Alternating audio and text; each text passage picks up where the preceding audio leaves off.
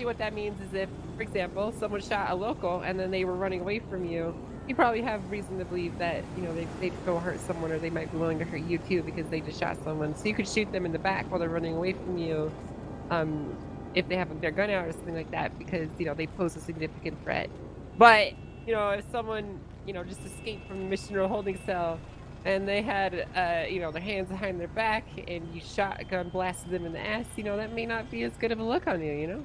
Oh, okay. So, you know, that's really all I have to say on that one. Yeah. Good. Oh, thank you, Angel. Good job, Angel. Yeah, thank you. All right. So the last thing we're going to talk about in use of force, unless there's any questions on, is any questions on Tennessee versus Garner, or it's pretty straightforward. All right. All right. So the only question I have is Toretti. What is the definition of excessive use of force? What's the definition? Yeah. Tell me what excessive. Excessive. Tell me what that means. Tell me what excessive use of force means for everybody here. Using force that is above the level of their desired force. I mean, that's basically if you're using two things above the force matrix, that'll do it. Okay.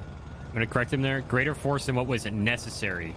Reasonably necessary. Reasonably necessary. Yes. Okay. Not the key word there is reasonably necessary, and that's in order to compel compliance, okay? So if I shoot somebody in the face who's unarmed and surrendering, that's probably excessive force. All right? And they'll be, just so everybody knows, if you have an excessive force violation, it will be looked at a case-by-case basis, okay? And you already showing So don't wrap your head too much around that at this time. You guys have any questions about use of force, use of long guns, Tennessee versus Gardner, excessive force? What's up, Olaf? Okay. Sorry, just Olaf first. No, I'm just long arms for us, like both solo and non-solo cadets. I ever remember the old academy, people only supposed to use pistols as cadets. You guys can have the pistol, shotgun, and 5.56 AR on you, as well as a taser, obviously. Thank you for clarification. Yeah. Mineo? So basically, you just like say if you have somebody in the back of Mission Row, they get away, and they're running in handcuffs. Best source is to either like take your baton out or a taser, correct? This thing. Tackle. Yeah, tackle them too. Okay. Tackle them, taser them. Yeah, try to tackle somebody running away that's not holding a weapon first before you tase them. All right. I'm full. I'm not sorry if can I say a comment about that? You're good. Most of the time when you're in cuff and you start running away, you'll notice that they go really, really fast away from you. So you better get somebody with a car or something, because you're not going to catch up. There's a bug. I don't know. Did you guys notice? You know what I'm talking about? Yes. Yeah, I've noticed that. Okay. I'm sorry. What did you say, ma'am? Did you not listen, cadet? I'm asking you to repeat yourself because I didn't understand you, ma'am. I said sometimes when people are in cuffs and they're walking and running away from you on foot from Mission Row PD, they're not a threat because they're supposed to be searched from the moment you put them in your car. So you have to tackle or either tase. And I said that you probably want somebody with a car to help you out, because if you run after them, they'll probably outrun you. So basically, they're faster in cuffs. Yes. Yes. Okay, so. It's like It's holding a almost like knife. there's no loss of stamina, like. So basically, they're code gaming when they're in cuffs. Yes. Yeah. Okay. Okay. We're gonna move on to Malton now. He's gonna cover EMS interactions real quick. All right, so basically, as law enforcement officers, we are like eyes and ears of EMS at times. So it is our duty to alert the EMS whenever we see someone in need of medical attention. This could be a civilian suspect or your fellow law enforcement officer. EMS do not always get a call when someone goes down. So basically, if you see someone in trouble, you know, get on your radio, get in touch with some EMS, let them know your location, so they could come treat your individual. Now, LEOs can also only perform basic first aid. We are not medically trained, so we are able to, of course, try to... I'm going to have to stop you right there. Is he downloading porn in the background? I can't understand a word you're saying, sir. I'm so sorry. I don't want to fail this module. Okay. Sounds like I normal think your to mix me. was fucked, Malton. Yeah. Are you downloading something in the background, maybe, that's causing your... Malton, just restart your TS. Coop, you're I fired. think it's because I don't want to be hindered here, sir. He sounds like a little bit normal, you know? I a little am bit Walton. robotic, but I nothing am that- the instructor for today. You can do the poop. It's Does he, not does he normally sound like this? Like, We need to Yeah. buy him a mic or something. Yeah, you I normally mean, I sound understand like him better than Casterman, at least. Somebody Excuse give him a me? cigarette. Yeah, but Oh, he... sorry. Is this any better? Yes. Yeah, No, that's yes. better. Very man. That's better. I don't. Just try again where you picked up. Okay. So again, we are not medically trained, so we are not those. Oh my. just keep going. We are not I medically could trained. I understand him. Poop, why are you being such a little fucking? Yeah, someone else can just take over. I think it's the internet. Oh my god. Oh my god, Malton. I'm so sorry. Nice, dude. You're a I'll piece just- of Oh. shit. You're a fucking scumbag. Yeah. What the fuck? Well done, Poop? Kate. Great. Well done. Malton, you want to try again, It's or? worse with Casterman. Malton, do you have I can't an understand. Nice, Best cool. it's- Nice. Hang on. Nice, dude. You want to try again? I'll Fine, try. steal the show from me. No, I didn't mean it. fuck up. I didn't mean it that way, sir. I'm so sorry. All right. Am I robot-y to anyone else? You're a little bit, Nah, but it's you're fine. understandable. I don't. I feel think like fine. it's Yeah, you're complaining. fine. I understand. I understood everything. Okay, so again, we're only allowed to perform basic life-saving measures, so applying pressure to wounds, preventing the loss of limbs, or anything critical. Other than that, we should let the EMS be doing what they're trained for, just as they would let us do what we're trained for. Now, when EMS are not around, we are the EMS. It's rare, but it does happen. So we may be required to That transport hurts. people if there are no EMS around. If there are, do not move downed individuals unless the EMS gives us explicit permission to. And they'll clarify that over the radio if necessary if they're tied up. Now, before EMS can come in and treat someone, we have to make sure the scene is code 4. This is to protect the EMS. They basically do not have the capability to defend themselves very well. So if we call them into an active situation, it is just putting them in harm's way. So if there is a fist fight going on, for example, contain the fist fight, get everyone detained, and then have EMS come in and look everyone. If it was a firefight, wait until the gunfire stops before bringing the EMS in. We do not we don't want more casualties, basically. EMS are pretty good at keeping themselves out of harm's way until the scene is code 4. So under no circumstances are we supposed to be reviving people. We do have the revive function if need be, but again, we should basically never be using that if there are EMS and doctors on. And if you revive someone in an active situation, just don't be that guy. If you are revived in an active situation, just take a suicide pill. That's going to be the easiest way to get yourself back down.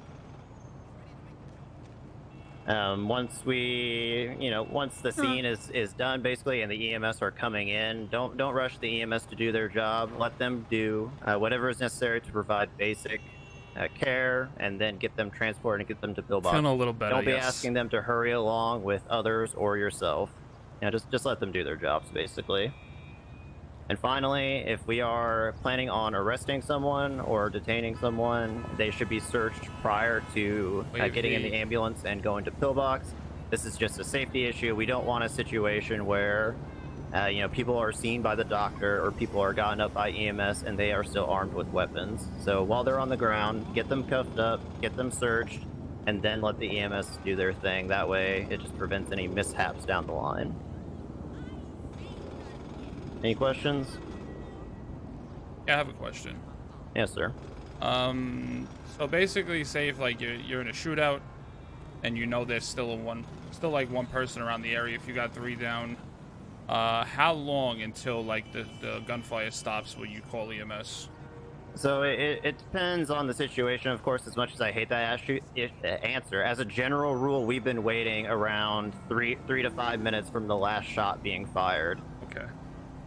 Yeah, because then you'll probably get backlash from EMS if 5 minutes go by, then they decide to come back while they're on the scene.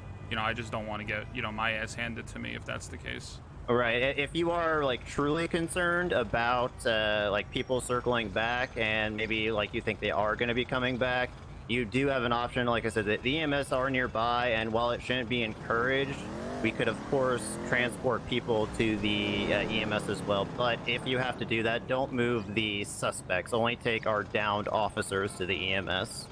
Oh, if I could add something on.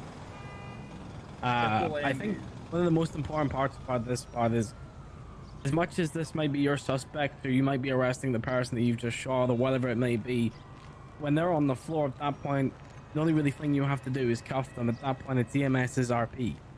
You don't want to take away from what they do, what they have, asking them to rush along, asking them to speed up, because ultimately that's their RP, so just do your best to support them and make sure they have fun as well. I'm feeling a little better, man. Yeah. Anything else? I've got a question. I've seen like in a couple of scenarios where EMS called code 4, maybe we have to call code 4 first, right?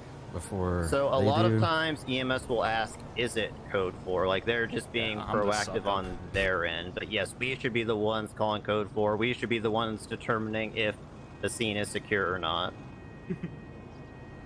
Okay. Maybe miscommunication or something. I mean, the EMS are fantastic. They're probably, I mean, they've got the ears. They know what's happening on radio. So if there's a shootout or something, they're probably what they call as 10-12 or stationary around the corner, but they're not going to move in until you declare code 4. Because they used to be. I want everybody to go to Coop Stream and say, stop sucking their dicks. They started getting shot at, so they won't move in until you call it code 4.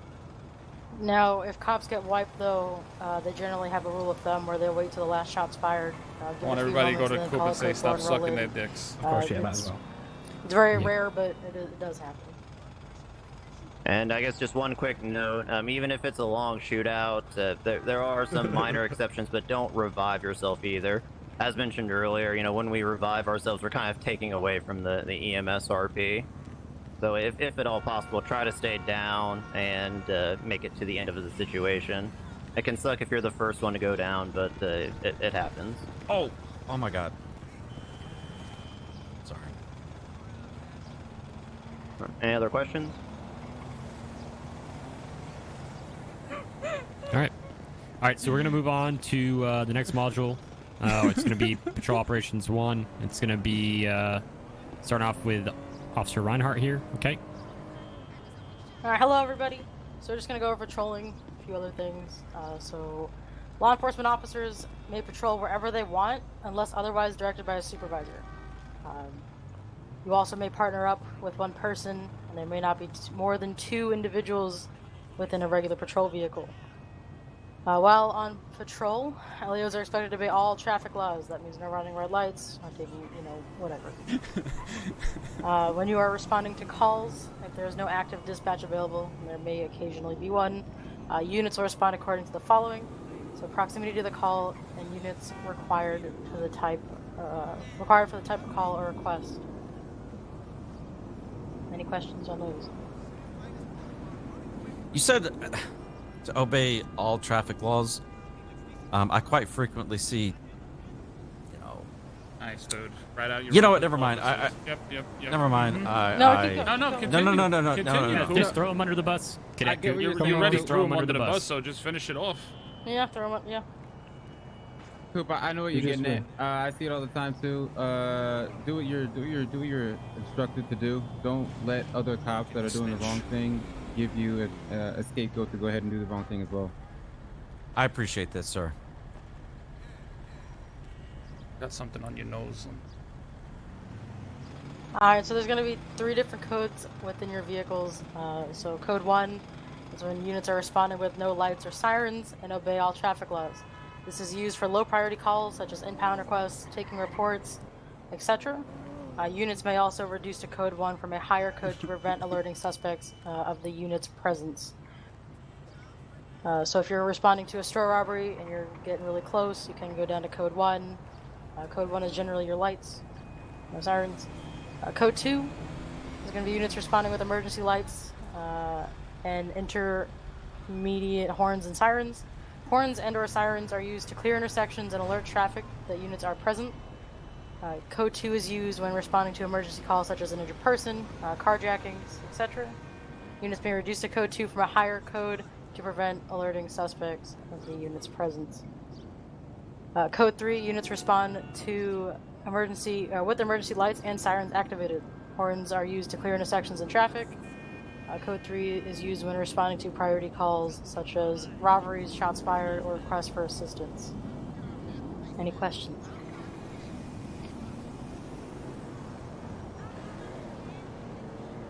Alright, moving on. So when you arrive on scene, units arriving on scene are required to announce to dispatch that they are 1023.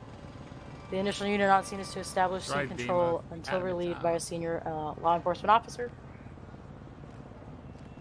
Units need to quickly ascertain the situation and provide the following information to other units as applicable. So verification of the location. If necessary, a more accurate description of the location. Vehicles on scene Got a little and bit of their edema. disposition, so if they're leaving, arriving, circling the The area. medication is kicking my Individuals ass. on scene and their disposition. Maybe they're injured, armed, fleeing, what direction they're going. If additional units are required and where, if any, they need to respond as well. Appreciate that, Dima. You are required to establish control of the scene and ensure that individuals understand that they are not free to leave. If necessary, physically restrain individuals in accordance to the use of force policies that were covered by Metzger. Any questions? Okay. Alright, we're moving on to reasonable suspicion and detainment. So reasonable suspicion, a reasonable presumption that a crime has happened, is being or will be committed. Hey, thank you, Skola. It is reasonable. It is a reasonable belief that based on facts and circumstances, reasonable suspicion can be based on law enforcement's training and experience. Reasonable suspicion is not enough to detain an individual, or is enough to detain individuals for further questioning. Detention. So in detaining somebody, detainment should only last as long as the law enforcement have reasonable suspicions were supported. If you are detaining an individual for questioning, the individuals should be read their Miranda rights before asking questions that may lead to their self-incrimination. Law enforcement officers can ask for detained individuals to provide identification to run background checks and determine if they are wanted. Attempting to leave or resist detainment may be grounds for an arrest. LEOs may place a detained person in restraints if the LEO has reasonable belief that the individual has been detained or will be detained, is a danger to themselves, LEOs, or other individuals, or if they believe that the individual will attempt to flee. You guys may frisk as well, so in order to do that, you'll do /frisk on a person who is detained for their own safety under Terry v. Ohio, which we'll go over in a moment. Discovery of any illegal weapons may be grounds for an arrest as well. You may also conduct GSR tests at these points. So GSR test is gun residue tests. You will do /GSR on the individual you are testing. Any questions? What's up, Olaf? So I'm curious, if I detain somebody and they don't want to identify themselves, how do we go? How do we go then? Because they're not under arrest; they're detained. So generally, I don't want to word this. When you mean, do you mean they were refusing So to like, identify? let's say they're is it that they're refusing to identify to you? Like you're like, hey, you know, do you have an ID on you? And they're like, nah, Yeah. I'm not going to give you my name. Yeah, basically. Oh shit. Fuck. So Oh you can my do a couple God. of things here. Hold Sorry. on. You can bring them down to the courthouse at this point and get them an ID if they refuse. Most of the time they'll give you their IDs unless they're wanted individuals. Then they start to be uncompliant.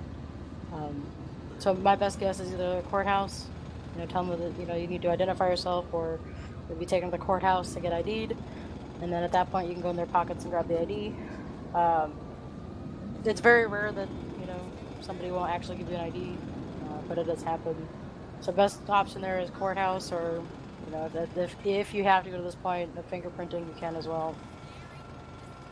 Okay. Just to clarify that, you said like refusal, like they're refusing to like give refusing. it to you. Like they're like, man, you know, Casterman, I'm not gonna hand you my ID. I'm not gonna give you your ID. You can just suck it up. I mean, it doesn't really happen. People don't really do that. Yeah, they but don't. If it does go down that road, we dealt with obstruction of justice, the actual legal definition of this for you, which I don't expect you to know right now. That it hinders the discovery, apprehension, conviction, or punishment of the person who has committed a crime. So if you're asking for their ID, obviously you're trying to discover something, or you're investigating something under reasonable suspicion. So at that point, if they're deliberately refusing to give you an ID, and they're being an asshole about it, you could easily hit them with obstruction of justice. And at that point, you would bring them down to the cells. Yep, thank you. Alright, so we'll go over. Is there any other questions before I go on? No? Okay. So there are 2 case laws that go along with reasonable suspicion and detainment. So Miranda versus Arizona, it is under the Fifth Amendment right. Any statements that a defendant in custody makes during an interrogation are admissible as evidence at a criminal trial only if law enforcement told the defendant of the right to remain silent and the right to speak with an attorney before the interrogation started, and the rights were either executed or waived in knowing, voluntary, or intelligent manner. All right. Chad, do we really have then to, there's also like, Terry I gotta versus know all Ohio, this shit, under the dude. Fourth Amendment of the United States Constitution. A police officer may stop a suspect on the street and frisk him or her without probable cause to arrest. If the police officer has reasonable suspicion that the person has committed, is committing, or is about to commit a crime, and has reasonable belief that the person may be armed and potentially dangerous. Any questions on those? No, ma'am. Alright. Can I ask a question real quick? Yeah, what's up? I mean, if you guys don't be afraid if you guys need clarification on something. I see only like maybe 2-3 people asking questions a lot. Like, if you guys really don't understand something, don't be afraid to speak up and say something now. If you have like a long-winded question, then obviously hold it to the end. Yeah, cool. Nothing wrong with asking questions. You fucking suck. True. Unless it's too early. What is wrong with you, sir? Also, don't allow somebody to tell you can't arrest them without Miranda rights. It is false. Miranda rights are used for questioning, although get in the habit of using them because you will need to use them at some point. Does anybody here not know the Miranda rights? Has anybody here not heard them? Olaf, you don't know them? Or Well, you not I've heard them? heard them, but I can't say I know them without. Okay. Can we find them anywhere? Yeah. Just Google forehead. Okay. Okay. Ours are actually slightly different from the ones you can Google. Yeah. So Thank you they, very I believe, much. are in the current SOP. If you pull that up, there should be a paragraph in there that has it in there. It should be towards the front, I believe. Coop, do you know your Miranda rights? Yeah, Coop, can you please read them to us? Well, let me tell you something about the Constitution real quick. So, Oh, God. Jesus Christ. Coop. What? Why? Y'all know I know this. Why are you good? Listen, you have the right to remain silent. That is one thing that you do under the Constitution to let them know. And you have to let them know they have the right to an attorney, okay? That's the other very, very important part, okay? And that you have to let them know they have the right to one. And, which is one other very important step, is you have to let them know that we will appoint them one by the state if available. Now, however you want to mix those words constitutionally, the Miranda warning can actually be said in any manner as long as those key points are said. Thank you. Could you just read it to... You have the right to remain silent. Anything you say or do will be used against you in the court of law. You have the right to an attorney. If you cannot afford an attorney, one to be appointed to you by the state if available. Do you understand these rights if I have read to you today? That is the very important piece on the back end. You need to ask them if they understand. You're going to have people that are going to fuck with you and say they don't. So, if they legitimately do not understand what's being said to them, you need to repeat them again and ask them if they understand, okay? Step back. If they're infirm or something, you need to, handle that a different way. Question. What's up?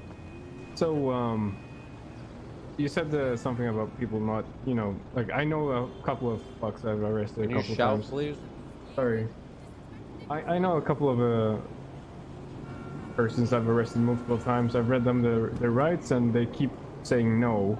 At what point do you just you know, fucking If you give know up. they're messing with you and you can articulate that, then stop reading them their rights. They heard them like twice already, probably, so they know what they are. And if they have a long, felonious record, there you go. They've been read them before.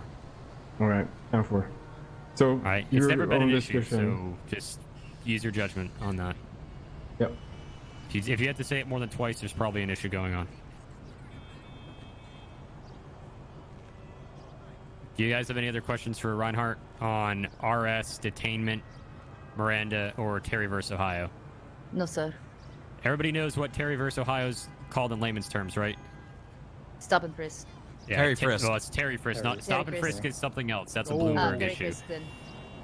Terry Stay away frisk. from that. Don't stop and frisk people. Okay. Terry frisk is a very Terry powerful frisk. thing.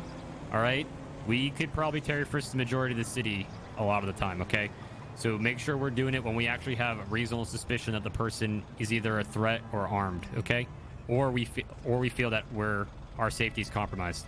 Okay. Any questions on Terry frisk before we go on to PC? And we'll do a quick demonstration of that with the Siggy, who's now apparently a lean boy. All right. What's up? You can always reference Eminem when you're thinking of a reasonable suspicion sometimes. Just think, palms are sweaty, knees weak, arms are heavy. If the guy's got Coop, I'm gonna sweater... tase the shit out of you. I hate you. What? Stop talking. Spaghetti. Spaghetti. Okay. No, let him keep going, please. Freddy, shut up too. Shut up, Ferretti. All right. So we're gonna move on to probable cause and everything that leads to. Okay. So probable cause is gonna sound pretty similar to reasonable suspicion. Okay. So it's having sufficient reason based upon known facts to believe a crime has been committed or that certain property is connected with a crime. Okay. PC is a logical belief supported by facts and circumstances that a crime has been, is being, or will be committed. PC is enough to arrest an individual. Okay? Any questions on that brief definition? Okay, the key fact here with PC is you need to have facts and circumstances to support the RS, okay? And once you have that, it turns into PC, and you can make an arrest. I need to be here. PC also enables you to do several things. Okay? So among those are person searches and vehicle searches. Okay? So for person searches, we may search individuals under the following conditions. Consent has been granted, or we have probable cause to conduct a search. Okay? Key there. Consent. So if you only have RS, this is a powerful tool for you. And as a side note, you can ask them if they consent to a search. All right? If they do, you're free to search them. If you don't know what that command is, it is /search, and I'll show you in a second. And then you may conduct a search. But if they do not, you have to have PC to arrest or to search them. Any questions on person searches? Okay. For vehicle searches, we may search vehicles under the following conditions. Once again, consent has been granted by the owner. There is probable cause to believe that there is evidence of a crime in the vehicle. An arrest has been made, and the search is related to the arrest, such as we're searching for illegal drugs or contraband in the vehicle, or the vehicle is being legally impounded. All right. So if I, and on this last note, if I, am impounding a vehicle that's just parked in the middle of the road, I have the authority to search the entire vehicle. Okay. Any questions on the vehicle portion? Okay. Consent, subsequent to an arrest, and impounding, or probable cause that there's something connected to the vehicle. Okay, we're going to go over 2 quick case laws in regard to PC, and then we're going to go into a quick example that will lead into the booking process. Okay, so the first one's going to be Wyoming versus Houghton. All right, so peace officers with probable cause to search a vehicle, as in this case, may inspect a passenger's belongings found in the car that are capable of concealing the object of the search.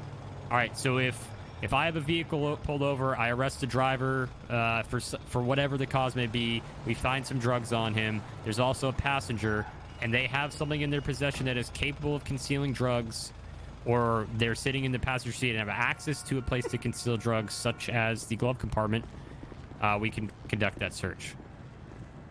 Any questions on Wyoming versus Houghton? Okay, we're going to take a quick 2 seconds. Hayes, come over here real quick. This is Judge Katya. If you don't know who she is, she's gonna help you out with your Stand weapons close to license. me. Okay. All right. She's gonna need to get it again. Yep, tracking. Just wanted to handle it for here. Open your phone. Make sure you have it. Does anybody else not have a license that needs it? Okay. Do you know how to check it? No, I am new as frick. Okay, so open your phone, go to account information. It's the top right app, and then it'll say weapon. It should have a green check mark. Yeah. All good. Awesome. Good. Okay, great. Thanks, Hobbit. Thank you. All right. Moving on to Carroll. All right, so Carroll versus the United States is another applicable case law for this situation, or these situations. Okay. In Carroll, Supreme Court established that the automobile exception, okay? So it's an exception to the Fourth Amendment that protects against warrantless searches. In this case, we can conduct a warrantless search of a vehicle if we have... I don't even know who this chick is. ...probable cause to believe that the car or other vehicles can be moved and hidden before a warrant can be obtained. All right? The court held that if officers have probable cause that an automobile contains evidence of a crime, the vehicle in question can be searched without a warrant. It's pretty straightforward. Do we have any questions on that one? All right, so if Ziggy's got, shoots somebody, we believe he's got a vehicle. We believe he stashed it in the vehicle. We don't need to wait for a warrant to go out and execute on that vehicle, technically. If we believe it has, as long as it's supported by PC, we believe that he can have already moved it, have somebody else moved it, or it's stashed away somewhere, okay? Any questions on on Carroll versus United States? No, sir. No, sir. Okay. Moving on to the last type of search, we're going to talk property real quick. Okay, once again, we can search a physical residence or apartment, etc. if we have consent, key theme here, or we have a warrant requested through the DOJ, okay? That's not something you guys will typically be filing for. That'll be something that your FTO or supervisor on duty will be filing for. So before we go in and execute a search on somebody's property, we pretty much always have to have a warrant on it. Any questions on that? Okay. Moving on to arrests. Okay, so when we go to arrest somebody, we may place individuals under arrest when we have probable cause. We already covered what that is defined as. All right, if they're not already physically restrained, we're going to go ahead and put them in physical restraints and inform them, or correction, and do so with the least amount of force necessary. So if they've got their hands up like this, it's too easy to move behind them and put handcuffs on them, which we'll show in a second. All right. We must make the individual aware as soon as possible. Keyword there, as soon as possible, and within reason, that they're being placed under arrest and under what grounds, okay? As soon as reasonably possible. Okay, we're advised not to ask questions related to the incident other than the identity of the individual that's in custody if they have not been advised of their Miranda rights. All right, anything that they say or answer before they've been advised that's related to the crime or that might, implicate them in the crime is going to be thrown out in a court. All right, we can't do that.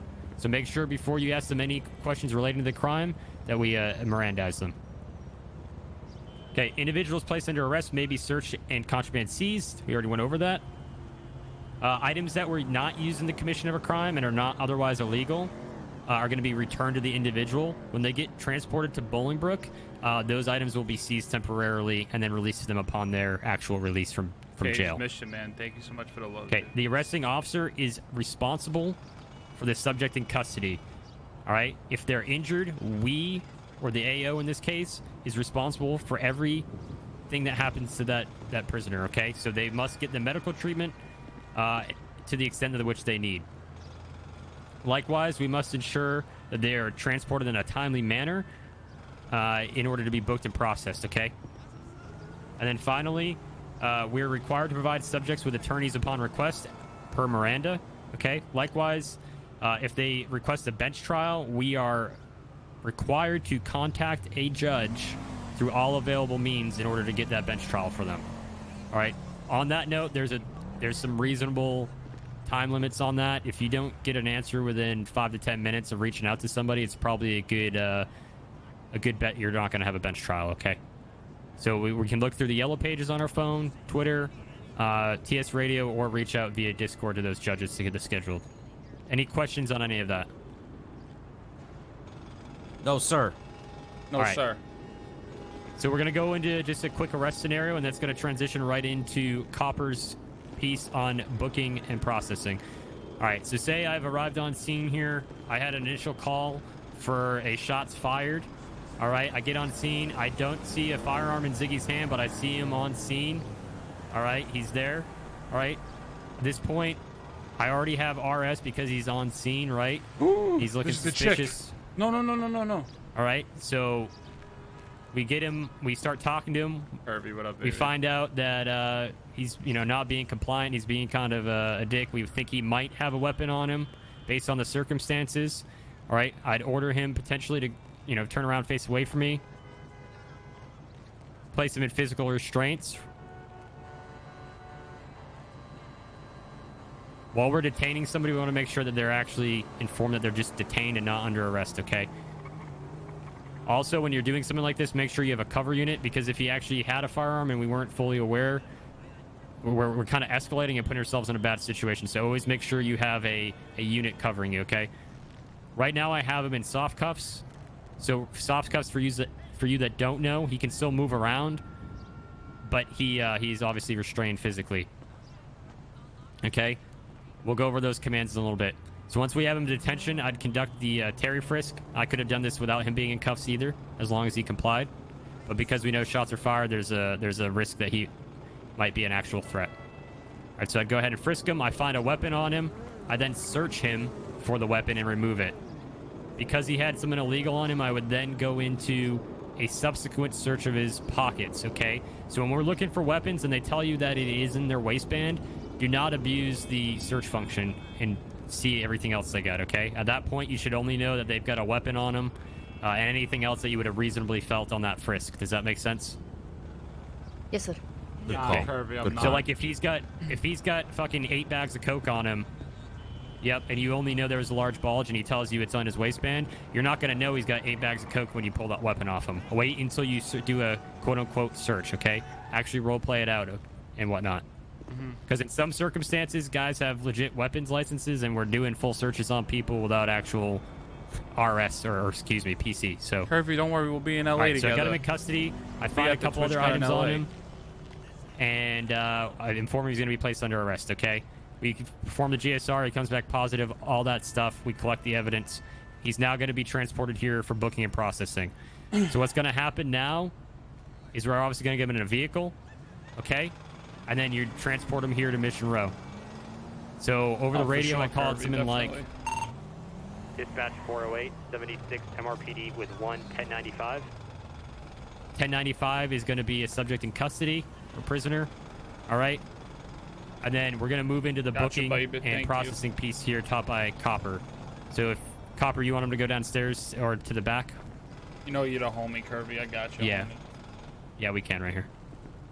We come here. Yeah, hey, so we're going to take a quick 5-minute reprise before we go into booking and processing because it's going to be a very long section. All right. So That's needed. 5 minutes, 42 past. We'll be right here, and we'll start where we left off. Thank you, sir. Thank Alex. Yeah, so guys, a little update. Yeah, I am still sick. I am on stronger medication. It's literally kicking the shit out of me right now because I feel like dog shit. What's up, Dante? Are you fucking kidding me? Oh shit, Ziggy. You fucking bitch. What the fuck? Get... Yeah, dude, with it, not with an eye. Nice, dude. You think you're cute? I got one up. I just one upped you, bitch. Now what are you gonna do?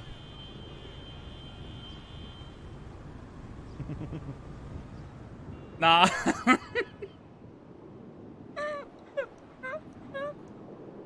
Bro, don't make me laugh. Is this where we're going now?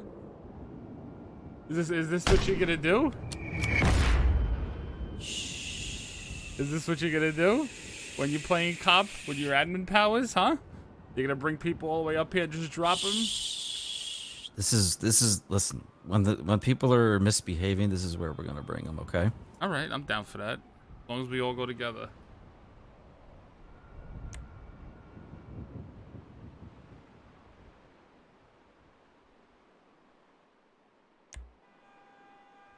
Soccer, I can't. Usher, thank you for the 50 gifted subs, Usher. You're a fucking beast, dude. How's your day going, Shoop? It's awkward. What would happen? You can't. Are we stuck up here? Yo, Usher, I fucking love you, dude. Thank you so much for the 50 gifted subs, man. Much love, man. Nice, dude. You motherfucker.